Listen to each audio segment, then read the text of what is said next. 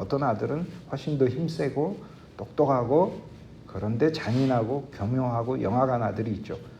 그런 아들들이 큰 사고를 칩니다. 창세기 34장에.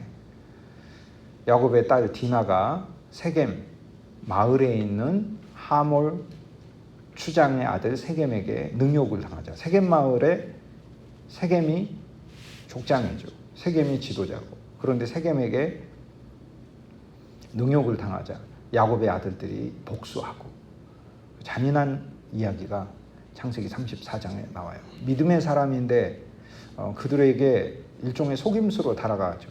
할례를 받으라고 해놓고 그러면 너희가 우리 족속이 되면 내 여동생도 너희에게 주고 그리고 너희 가문과 우리 가문이 화친하리라. 세겜족하고 야곱의 자손들이 화친하리라. 이렇게 이야기를 하고 그리고는 속이고는 그들이 할례 받아서 몸을 움직이지 못할 때 그 형제들이 가서 죽입니다. 세겜 사람들을 죽입니다. 사실 이것은 굉장히 영적으로 깊은 얘기예요. 어떤 의미냐면 사실 할례는 예수 그리스도의 십자가를 가리켜요. 우리의 반석이신 그리스도께서 당직져서 받으신 십자가의 죽음을 가리켜요.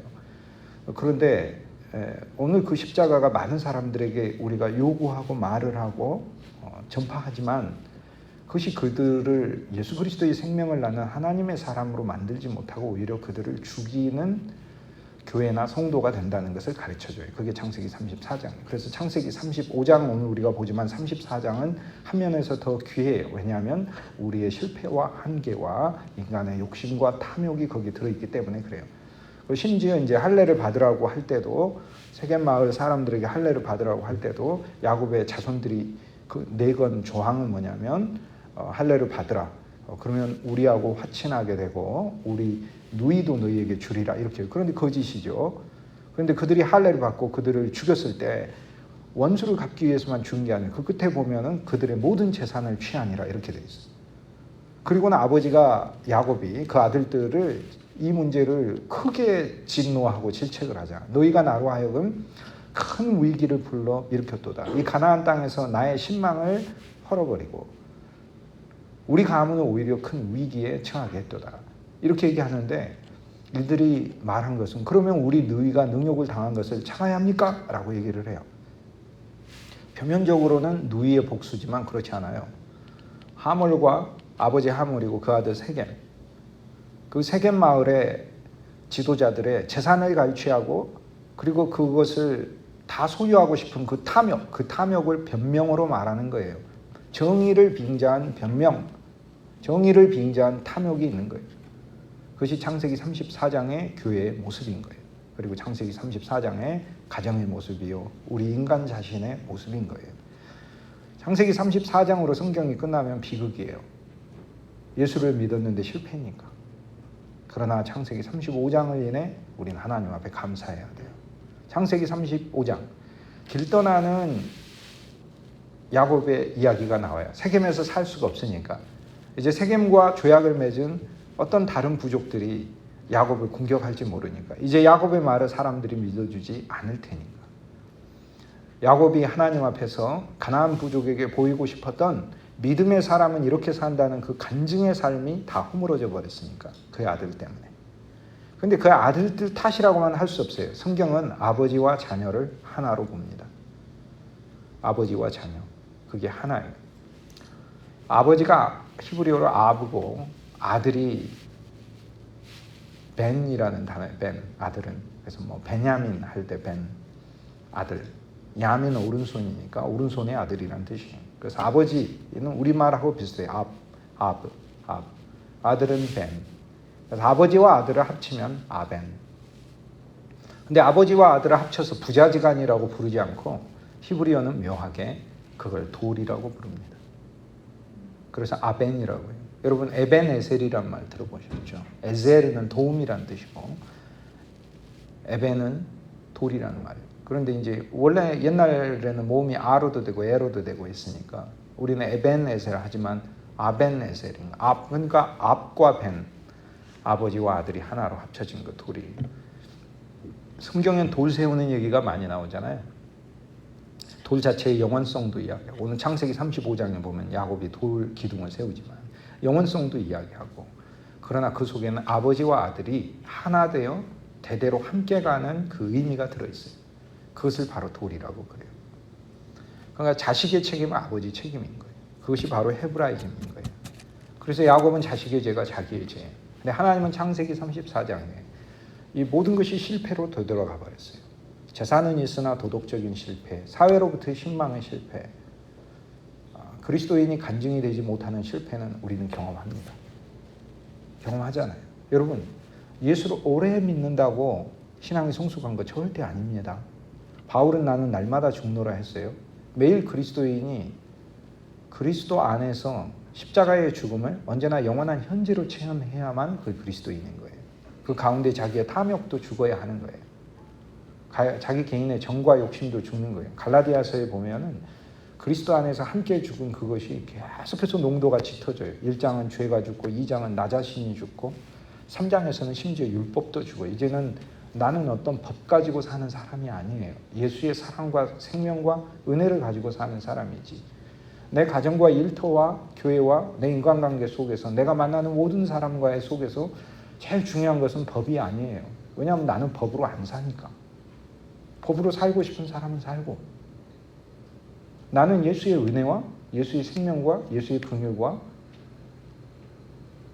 예수 그리스도 그분 자체에 내게 주신 그 사랑이 하나의 법이 돼서 사는 거예요. 그러니까 내가 그것이 이것이 내가 사랑의 말인가, 내가 옳은 말인가 틀린 말인가가 아닌 거예요. 사랑의 말인가가 나에게 기준인 것이.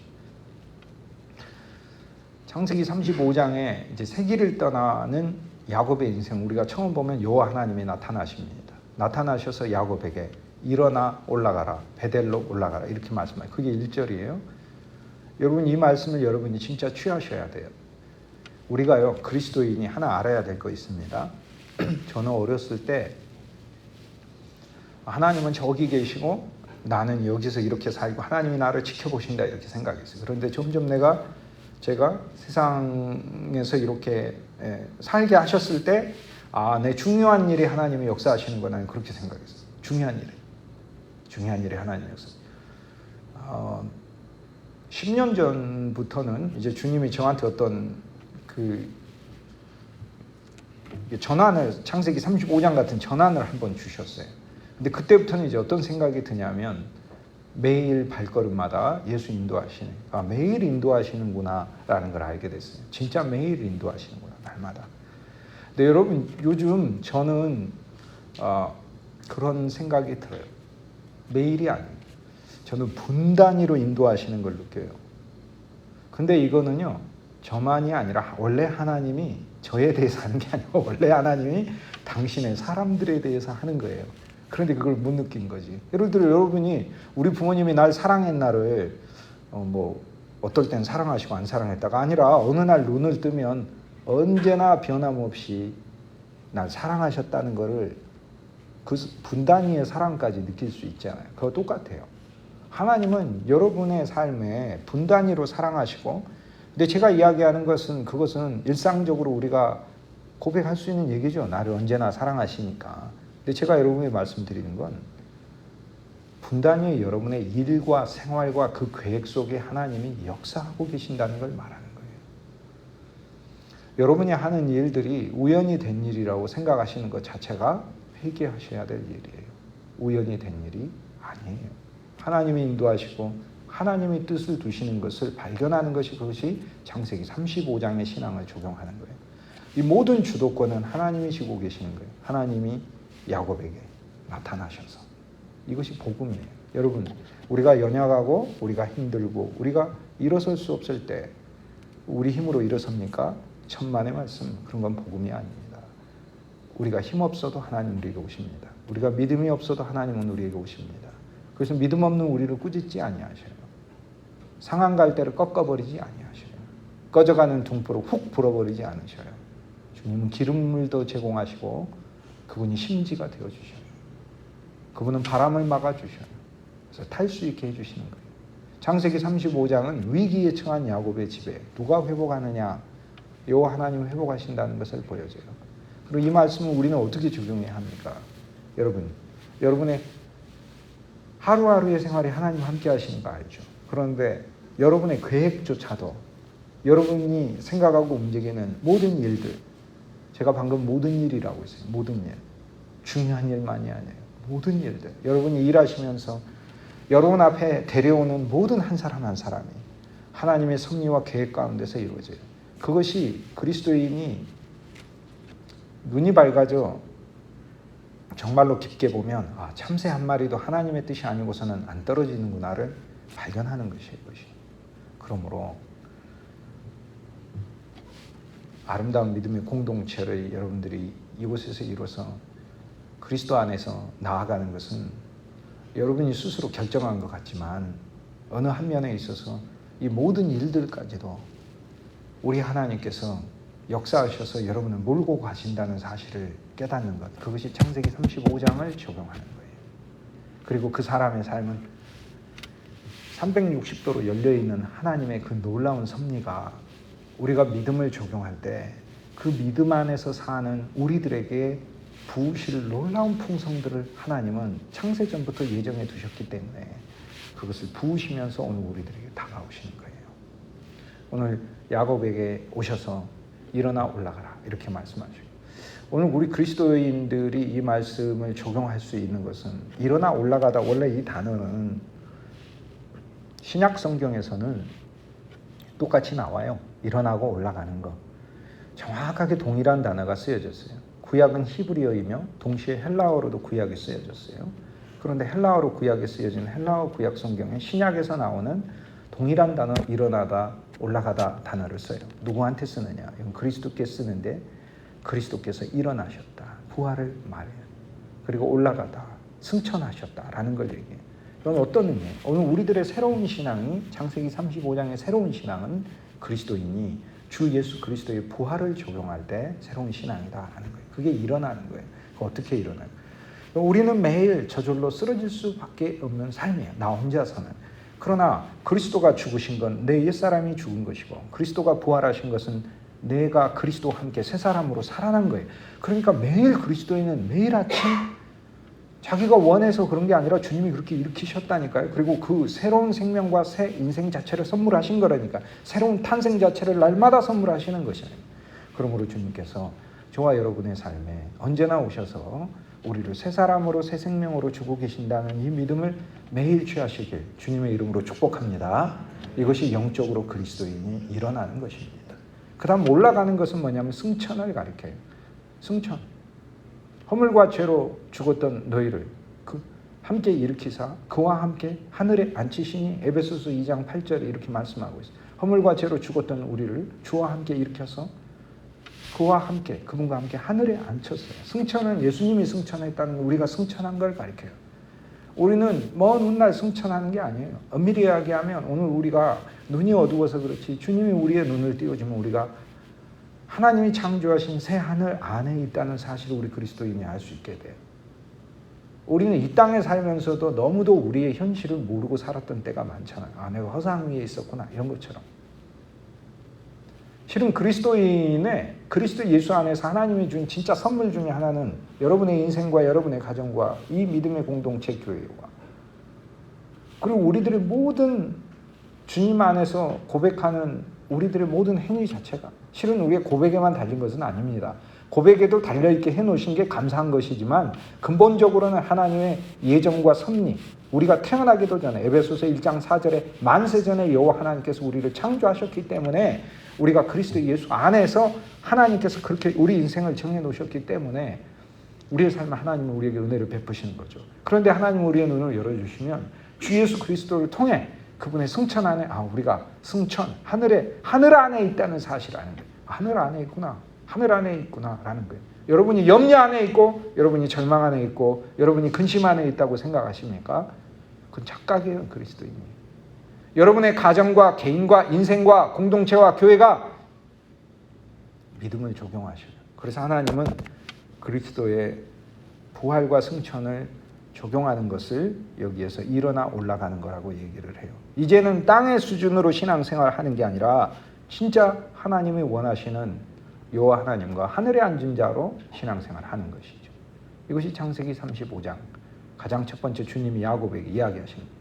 야곱에게 세겜을 떠나, 세겜에서 문제가 있으니까 세겜에서는 서로 잘난 사람이 있으니까, 세겜에서는 똑똑한 사람들이 있으니까, 세겜에서는 칼이 있으니까, 세겜에서는 속임이 있으니까, 세겜에서는 정의를 말하고 탐욕이 숨어 있으니까 세겜을 떠나라 말씀하시는 거예요. 그리고 베델로 가라는 거예요. 벳엘, 하나님의 집으로 가라, 이렇게 얘기를 하는 거예요. 원래 야곱의 집이에요. 그런데 베델로 올라가는 건 지리적인 것을 가리키는 게 아니에요. 우리가 그런 베델로 올라가 하면, 저와 여러분은 지금 이 순간에 이 말씀을 이루기에 우리가 비행기 타고 코로나 끝나면 이스라엘에 있는 저기 중부에 베델이라고 하는 도시로 가야 하는 겁니까? 그거 아니에요. 성경은 우리에게 영적인 위치를 말하는 거예요. 그런데 벳엘이니까 하나님의 집으로 가라는 거예요. 야곱에게 하나님은 나타나서 뭐라고 해요? 야곱아, 네 집 구석을 봐라, 그 얘기하는 거예요. 네 집 꼬라지를 봐라, 네 집 구석을 봐라. 이거 네 집 아니냐? 네 집. 네 집이 아니라 하나님의 집이 되게 해라, 그 얘기야. 하나님의 집이 되게 해라. 하나님의 집이 되게 해라. 하나님의 집. 그게 베델이에요. 그게 베델로 올라가는 거예요. 근데 이건 질책이 아니에요. 왜냐하면 너가 너 자신으로 하면 이런 결과와 실패가 오지 않느냐. 너의 자녀들에게 엄청난 문제가 생기고 너에게도 수치가 오지 않느냐. 그러니까 너 자신의 집이 아니라 나 여호와에게 모든 것을 맡기는 여호와의 집이 되게 해라 라고 이야기하는 거예요. 여러분, 하나님의 집은 성경에 5개가 있어요. 제일 첫 번째, 하나님의 집은 보이는 성막과 성전이 하나님의 집이죠. 두 번째, 여러분이 하나님의 집이에요. 너희 몸이 하나님의 성령을 받아 하나님의 집인 줄 알지 못하는 고린도전서 3장 16절. 근데 세 번째, 가장 중요한 것은 그리스도 예수가 하나님의 집이에요. 이것이 본질이에요, 본질. 그리스도 예수. 그리고 네 번째, 여러분의 가정이 하나님의 집이에요. 다섯 번째, 모든 하나님의 교회가 연합되어 새 예루살렘이라는 것을 구성하는데 이 새 예루살렘이 하나님의 집이에요. 계시록 21장에 그곳이 하나님의 장막이라고 그러잖아요. 성경이 베델이라고 이야기할 때 이 5개를 이야기를 해요. 내 자신이 하나님의 집인 거예요. 예수 그리스도가 하나님의 집인 거예요. 우리가 그리스도 안에 있는 게 하나님의 집 안에 있는 거예요. 그래서 이 다차원적으로 사실 베델이라는 말씀을 성경이 이야기하고 있는 거예요. 오늘 우리들에게 하나님의 집으로 올라가라, 이렇게 창세기 35장 이야기했을 때 이 베델에 하나님의 집으로 올라가는 이 본질은 창세기 35장을 통해 35장의 하나의 돋보기처럼 성경 전체에게 비추면서 하나님의 집이 무엇인가를 우리에게 계시해 주는 거예요. 그리스도. 요한복음 1장에 그가 이 땅에 와서 장막을 치셨어요. 예수 그리스도가 하나님의 집이에요. 신약 성경에 그리스도 안에서가 100번이 등장해요. 여러분은 그리스도라는 집에 있는 거예요, 지금. 얼마나 감사합니까? 그리스도라는 집에. 그리고 여러분 속에 하나님의 성령이 있어요. 여러분이 하나님의 집이에요. 여러분 가정이 하나님의 집이고 이 자체가 하나님의 집이에요. 이게. 그리고 이 단위가 모아져서 새 예루살렘에 이르며 그것이 하나님의 집인 거예요. 그래서 하나님은 하나님의 집으로 올라가라 이럴 때 우리 개인에게는 야, 네가 네 인생이 네 집이냐? 하나님의 집이 되게 하라는 너 인생에 예수 그리스도가 거하게 해라 라는 얘기고, 이미 거하고 계셔요. 거하지 않고서는 여러분 이곳에 와서 예배 드릴 수가 없어요. 아니 코로나 때 여기 와서 예배 드리는 건 여러분 속에 그리스도가 계시니까 예배 몰라도 계시는 거예요. 로마서 6장 3절에 예수 그리스도가 너희와 함께 너희가 그리스도 예수와 함께 죽은 것을 알지 못하느냐라고 바울이 얘기하며 로마 교회 교인들은 몰랐어요. 그럼 바울이 깨달아 준 거예요. 너희가 알거나 모르거나 너희가 죽었다는 거예요. 여러분이 알거나 모르거나 여러분 안에 그리스도가 계신 거예요. 얼마나 감사해요. 이게 그리스도인의 비밀이에요. 우리의 신앙의 여정은 언젠가 우리 안에 계신 그리스도를 보물이신 그분을 발견하는 것이죠. 더 큰 보물로 발견하는 것이죠. 하나님의 집이 되게 해라. 하나님의 집이. 오늘 많은 개인과 가정과 교회가 개인집이 되어 있어요. 그리고 그냥 내 인생 내 것. 그 개인 집이잖아요. 여러분 인생이 어떻게 여러분 것입니까? 피로 사셨는데. 구속이란 말은 사셨다는 얘기인데 예수님 것이죠. 내 문제를 놓고 어떤 사람이 막 기도를 해요. 여러분 예수님은 그 순간 당황하신 것을 아세요? 왜냐하면 실은 여러분의 문제는 여러분의 문제가 아니에요. 그 문제는 예수님의 문제라고요. 예수님의 문제라고요. 그러니까 사실상 주님 이 문제를 해결해 주셨나야 되겠다. 내가 막 간절히 기도하면 한 면에서 예수님은 조금 당황스러워 하셔요. 나를 사셔서 내 소유자가 되시며 내 인생에 일어난 모든 문제의 근본적인 주인도 그분이신 거예요. 그러니까 실제로 예수님 뭐라고 얘기하시냐면 책임은 그분이 지고 계시는 거예요. 책임. 그러므로 우리가 우리 어떤 문제를 주님께 구할 때는 그분에게 맡으시고 그분이 해결하실 것을 신뢰하는 고백하기 위해 기도하는 거지. 내 문제가 이게 따로 있는데 내 인생은 내 것이고 이건 내 문제인데 주님이 날 사랑하신다고 하니 도와주십시오라는 게 아니다 이 말이에요. 만약 그렇게 생각하면 창세기 34장이고 창세기 35장은 베델 하나님의 집이기 때문에 내가 하나님의 집입니다. 그러면 소유권자가 알아서 해야지. 내가 내 집이 이제 전셋집이에요. 그러면 고장나면 누가 고쳐야 되는 거예요? 주인이 고치셔야죠.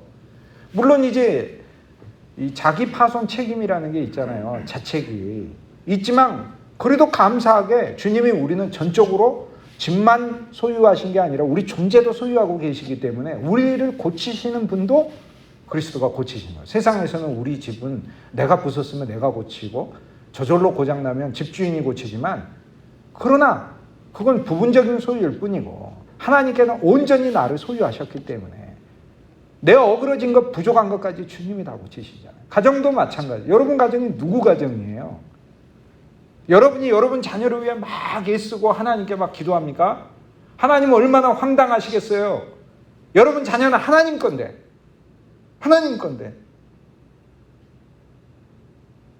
하나님은 그렇게 얘기하셔요. 야, 염려하지 마라. 네보다 내가 네 자녀에 대해 더 염려하고 걱정하고 있다. 내가 만들어 너에게 보냈을 뿐이야. 넌 관리자가 아니냐라고 얘기하십니다. 그러므로 믿음의 그리스도인들은 막 자녀 문제로 막 애타가지고 기도하는 사람이 아니에요. 여기 아브라함과 이삭과 야곱에게 주었던 하나님의 축복의 약속을 믿고 믿음 안에서 하나님 앞에 이 자녀가 하나님의 사람으로 설 수 있도록 중보해 주는 것이지. 교회도 마찬가지. 개인의 소유가 돼 있는 거예요. 하나님의 집이 되게 하라는 거예요. 하나님의 집. 언제까지나 그걸 반복을 되돌이를 하시겠어요? 언제까지나.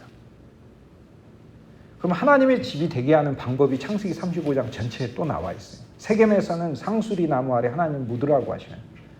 그곳에서 세 가지를 요구하셔요. 드라빔을 묻고 귀고리를 묻고 옷을 바꿔라 이렇게 얘기해요.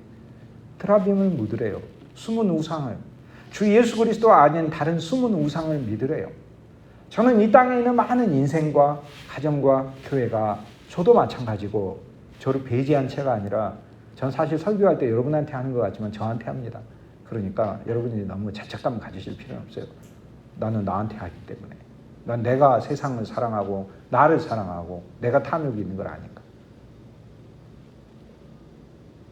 이 땅에 있는 많은 인생들이 저 그리스도 아닌 다른 것을 사랑하는 드라빔이 너무 많아요. 그걸 묻으라라는 거예요. 뭐 고백으로 묻고 찬송으로 묻는 거예요. 또 실제 묻으시는 일은 하나님의 성령이 우리 안에 와서 묻게 하셔요. 그 일도 하시는 거예요. 그래서 세겜 능력의 마을에서 상수리 나무, 단단한 믿음의 나무 그리스도인이 되고 거기에서 묻어야 될 것, 그리스도 아닌 것을 묻고 그 다음에 귀고리를 묻고 내가 자랑하는 것, 내 장식, 내 지혜, 내 신분, 내 육체에 속한 모든 거, 그 묻고 옷을 바꾸고 그 옷은 뭐든지 바꾸는 거예요. 잘난 옷이든 못난 옷이든 바꾸는 거예요. 그럼 뭘로 입어요? 갈라디아서 2장 3장 29절 그리스도 예수로 옷 입었느니라. 그리스도 예수를 입는 거예요. 주 예수님을 입는 거. 이것이 하나님의 집이 되는 거예요. 오늘 우리는 외적인 것을 바꾸는 하나님의 집만이 아니라 진정한 의미의 새로운 비전을 가지고 야곱이 길을 떠나는 거잖아요.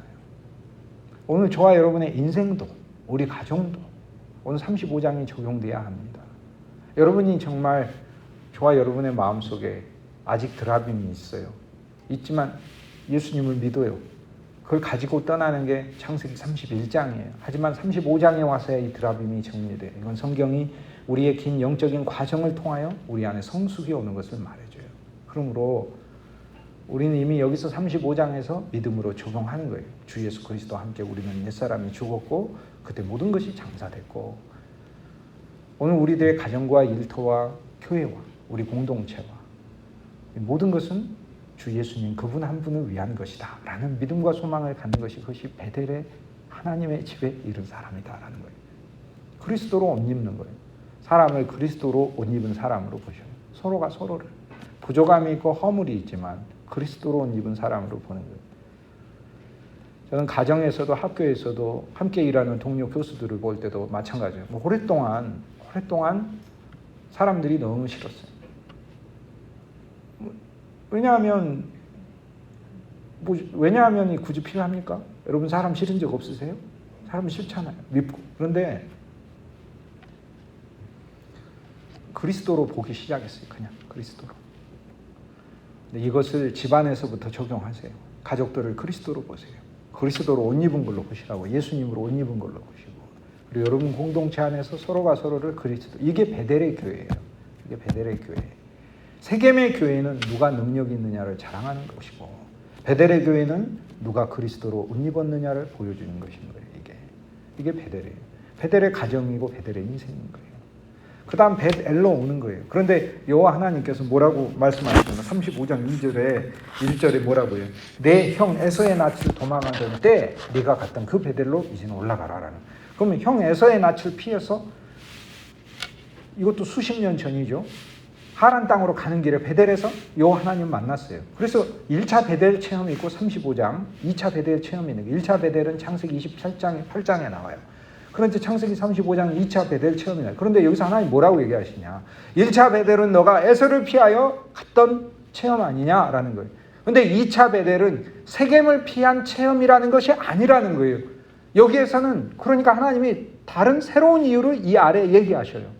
직접 나타나셔서 9절 이후 보면 내가 너에게 아브라함과 이삭에게 약속했던 땅을 주리라. 그리고 너에게서 왕들이 나오리라. 한민족이 나오리라. 하나님 새로운 비전을 이야기를 해요. 이건 무엇을 얘기하느냐. 제 얘기의 요점은 이전의 베델은 형 에서를 피해서 도망간 거예요. 우리가 왜 예수 믿느냐. 세상의 환난을 피하기 위해서 믿느냐. 우리가 왜 예수 믿느냐. 나의 고난으로부터 해답을 얻기 위해서 예수 믿느냐? 우리가 왜 예수 믿느냐? 나에게 있는 많은 어려움들이 있는데 승리하기 위해서 예수 믿느냐? 이제 그게 아니라는 거예요. 창세기 35장은 형 에서를 피해 베델로 가던 그 베델로 다시 올라가는데 이제는 내가 너에게 주는 비전을 가지고 베델로 가라는 거예요. 이게 창세기 35장의 베델이에요. 여러분은 무엇 때문에 하나님을 믿으십니까? 그냥 환난과 위험을 피하기 위해, 개인적으로는 환난과 위험을 피하기 위해서 믿으십니까? 또 여러분은 무엇 때문에 믿음의 공동체를 이루어서 이곳에서 예배를 드립니까? 이전에 있던 그릇된 요소들을 피하기 위해서 그렇습니까? 만약 그렇다면 우리는 아직도 35장이 우리에게 적용이 안 된 거예요. 35장은 무엇을 이야기하냐면 이전 것을 피하기 위해서가 아니라는 거예요. 새로운 길로 가기 위해서라는 거예요. 그것이 바로 하나님이 창세기 35장에 야곱에게 이야기하죠. 야곱아, 세겜에서 일어났던 모든 일들은 너의 한계를 드러낸 것 아니냐. 그런데 이 한계를 드러내는 가운데 너는 이 모든 것을 하나님 앞에 새로운 비전과 새로운 인생을 사는 것으로 바꾸도록 하라. 그런 계기로 삼도록 하라 라고 얘기하는 거예요. 그런데 이것이 인간의 노력이 아니라 여기 보시면 여호와 하나님이 직접 말씀하셔요. 그것도 하늘에서 말씀하시지 않고 이 말씀에 보면은 13절에 보면 하나님이 그와 말씀하시는 곳에서 그를 떠나 올라가십니다. 이렇게 얘기하잖아요. 내려와서 직접 말씀하셔요. 더 구체적으로, 더 선명하게 우리 심령 가운데 와 계신 그리스도를 통해 하나님이 이렇게 말씀하시는 그 비전을 듣는 게 35장에 보이잖아요. 여러분 인생이 한여름밤의 꿈 같지 않습니까? 잠깐 눈 한번 감았다 뜬 것처럼 세월이 수십 년이 이렇게 확 흘러가지 않나요? 저는 요즘 제 인생의 마지막 날을 가끔 그리면서 진짜 많이 그려요. 하루에 한 번은 그리는 거예요. 인생의 마지막 날. 내가 하나님의 품 안으로 이제 온전히 들어가고 영원한 생명을 내 안에 온 이미 영원한 생명이 그 모든 실제가 나의 전부가 되는 그날을 이렇게 미리 보며 어떤 생각이 드냐면 하나님 앞에 감사해요. 하나님 감사합니다.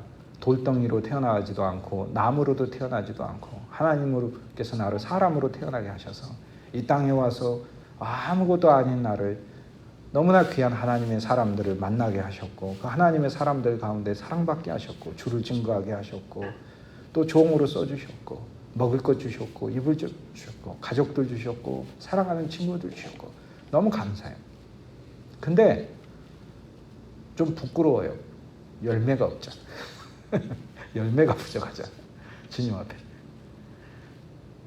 눈 감았다가 뜨니까 인생이 화살처럼 휙 갔잖아요.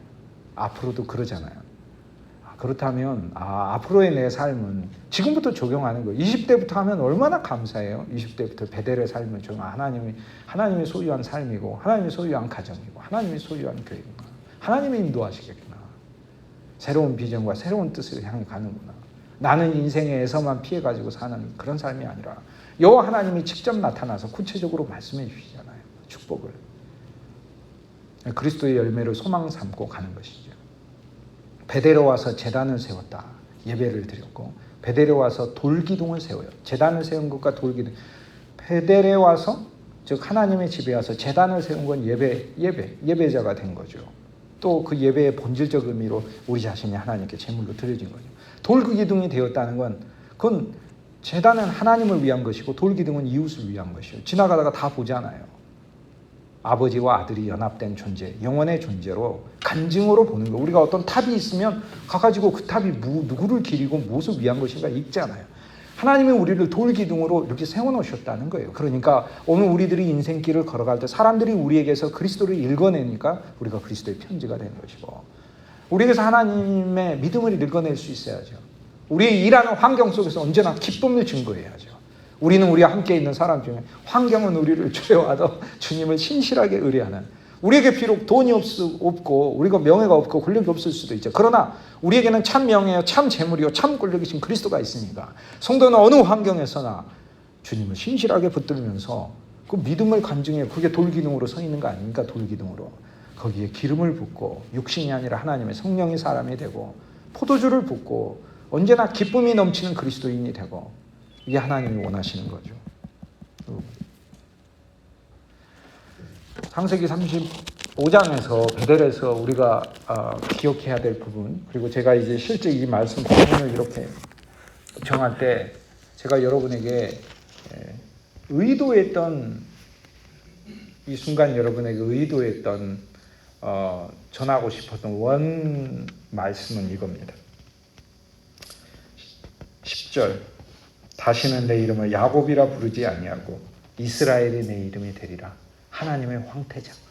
얼마나 감사해. 11절 나는 전능한 하나님이라 생육하고 번성하라. 한 백성과 백성들의 총회가 내게서 나오리라. 이걸 하나 말씀해 주셨어요. 이제 도망가는 존재만이 아닙니다. 한 백성과 믿음의 백성과 생명의 백성과 하나님의 은혜와 사랑 증거의 백성, 제단이 되고 돌기둥이 될 영원한 아버지와 아들의 연합체 증거가 되는 그 백성과 그리고 왕들이 나오리라. 생명 안에서 은혜 안에서 왕 노릇하고 그리스도의 왕권을 행사하고 연약하고 패배하는 그리스도인들이 아니라 주님 앞에 인생의 열매를 드려지기 위해 간절히 믿음으로 나아가는 그런 성도들이 되는 것. 실은 이게 제가 오늘 여러분한테 전하고 싶었던 말씀 주제예요. 다 기억 안 하셔도 돼요. 성령께서 여러분 심령에 새겨놓으셨어요. 오늘 여러분 각자의 심령에. 그 말씀을 저는 의뢰할 뿐이에요. 그러나 의지적으로도 여러분이 기억하고 싶은 것은 제가 여러분에게 원하는 바는 바로 그 말씀이에요. 여러분의 이름이 어떤 한 이름이 아닌 야곱, 인간적 순수의 이름의 인생이나 공동체가 아니고 이스라엘이다. 하나님의 사람들이다. 하나님의 황태자다. 하나님의 왕자다. 믿음으로 받는 거야. 성경 믿음으로. 여러분 행위로 받는 게 아니라 이 믿음으로 이 축복을 받으시고 왕들이 내게서 나오리라. 믿음의 위대한 한 민족이 되리라. 여러분 인생과 가족과 공동체 우리 하나님이 부으시는 이 복이 넘쳐나게 주의 이름으로 축복합니다. 할렐루야. 할렐루야.